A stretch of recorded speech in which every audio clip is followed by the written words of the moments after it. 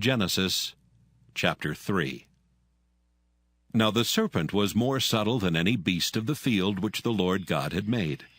And he said unto the woman, Yea, hath God said, Ye shall not eat of every tree of the garden?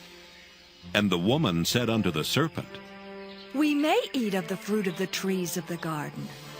But of the fruit of the tree which is in the midst of the garden, God hath said, Ye shall not eat of it, neither shall ye touch it, lest ye die. And the serpent said unto the woman, Ye shall not surely die. For God doth know that in the day ye eat thereof, then your eyes shall be opened, and ye shall be as gods, knowing good and evil. And when the woman saw that the tree was good for food, and that it was pleasant to the eyes, and a tree to be desired to make one wise, she took of the fruit thereof, and did eat, and gave also unto her husband with her, and he did eat. And the eyes of them both were opened, and they knew that they were naked. And they sewed fig leaves together, and made themselves aprons. And they heard the voice of the Lord God walking in the garden in the cool of the day. And Adam and his wife hid themselves from the presence of the Lord God amongst the trees of the garden. And the Lord God called unto Adam, and said unto him, Where art thou?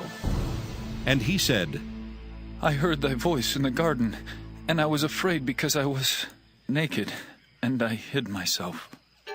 And he said, Who told thee that thou wast naked? Hast thou eaten of the tree whereof I commanded thee that thou shouldest not eat? And the man said, The woman whom thou gavest to be with me, she gave me of the tree, and I did eat. And the Lord God said unto the woman, What is this that thou hast done? And the woman said, The serpent beguiled me, and I did eat. And the Lord God said unto the serpent, Because thou hast done this, thou art cursed above all cattle, and above every beast of the field. Upon thy belly shalt thou go, and dust shalt thou eat all the days of thy life. And I will put enmity between thee and the woman, and between thy seed and her seed. It shall bruise thy head, and thou shalt bruise his heel. Unto the woman he said, I will greatly multiply thy sorrow and thy conception. In sorrow thou shalt bring forth children, and thy desire shall be to thy husband, and he shall rule over thee.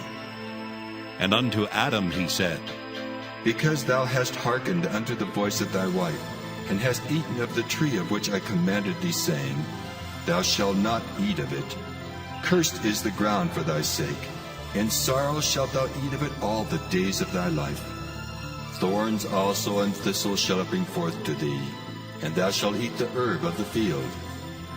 In the sweat of thy face shalt thou eat bread till thou return unto the ground. For out of it wast thou taken. For dust thou art, and unto dust shalt thou return. And Adam called his wife's name Eve, because she was the mother of all living. Unto Adam also and to his wife did the Lord God make coats of skins, and clothed them. And the Lord God said, Behold, the man is become as one of us, to know good and evil. And now, lest he put forth his hand, and take also of the tree of life, and eat, and live forever. Therefore the Lord God sent him forth from the Garden of Eden to till the ground from whence he was taken. So he drove out the man, and he placed at the east of the Garden of Eden cherubims, and a flaming sword which turned every way to keep the way of the tree of life.